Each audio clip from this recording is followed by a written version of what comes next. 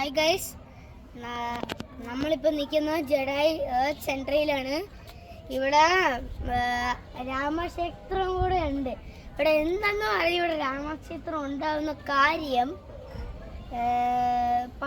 പണ്ടത്തെ കഥയിൽ രാവണൻ സീതയെ പിടിച്ചുകൊണ്ട് പോയി ഈ കിടക്കുന്ന ഈ ജഡായു പറന്ന്. പക്ഷേ രാവണൻ ഒരു രാക്ഷസനായതും ദൈവമായതും അതിന് ശക്തി കൊണ്ട് ഒരു വാളെടുത്ത് അതിനെ മറ്റേ ചിറകിലങ്ങ് വെട്ടി അങ്ങോട്ട് ആ ജഡായു ഇങ്ങനെ വീണ സ്ഥലമാണ് ഇതായി കാണുന്നത്. അതിനാണ് പേരിട്ട ജഡായു എന്ന്. അടുത്തായിട്ട് രാമന്റെ ഭാര്യയാണ് സീത. അപ്പൊ രാമന്റെ ക്ഷേത്രമാണ് കാണുന്നത്. എന്ത് കിടിലം വ്യൂ. പൊളി. ഇതൊക്കെ വയ്ക്കവരൊക്കെ എത്ര കഷ്ടപ്പെട്ടായിരിക്കും. ഇത് സാധാരണയൊക്കെ പരുന്തലാണെങ്കിൽ സോഫ്റ്റ് അല്ലേ, ഇത് എത്ര കഷ്ടപ്പെട്ടായിരിക്കും ഈ കല്ല് വെച്ചിങ്ങനെ വച്ചത്. എന്ത് പരിപാടിയാണിത്. ഇവിടെ ഈവനിങ് വന്നാലാണ് സൂപ്പർ. കാരണം ഇവിടെ ഉച്ചയ്ക്കൊക്കെ ആകുമ്പോൾ ഇവിടെ കൊട്ട വെയിലായിരിക്കും. നമ്മളെ കൊണ്ട് ഇത് സ്പെൻഡ് ചെയ്യാൻ കഴിയും. ഒന്നാമത്തെ ആകാശത്തിന് മണ്ടയിലാണ്. അതിനിടെ കൂടെ ആ സൈഡിലാണ് സണ്ണ്, സൂര്യൻ.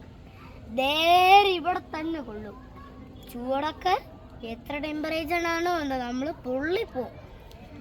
നമ്മളിവിടെ ചെയർക്കാരിലാണ് വന്നത്. അവിടെ അങ്ങ് അടിയിലാണ് നമ്മളെക്കൂടി സ്റ്റെപ്പ്. നമ്മൾ കേബിൾ കാറിലാണ് വൈകുന്നേരം നമ്മളിവിടെ വന്ന സമയത്ത് കേബിൾ കാറിലാണ് പോയത്.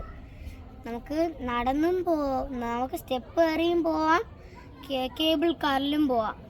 നമുക്കൊക്കെ സ്റ്റെപ്പ് കയറിയാൽ കാലൊക്കെ ഒടുങ്ങി അവസാനിക്കും.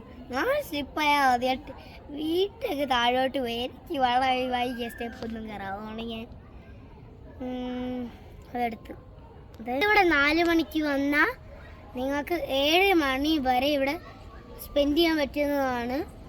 അത് മാത്രമല്ല, നിങ്ങൾ വൈകുന്നേരം വരുന്നതാണ് കുറച്ചും കൂടെ കിടിലം. നല്ല കിടിലം വ്യൂ ഒക്കെ കിട്ടും.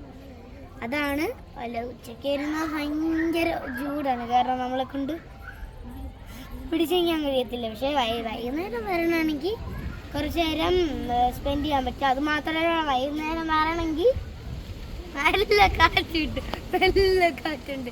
അന്നേരമൊക്കെ മുടി പറന്ന് പൊങ്ങിയിരിക്കുകയാണ്.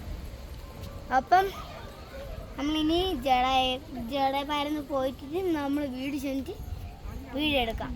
ബൈ.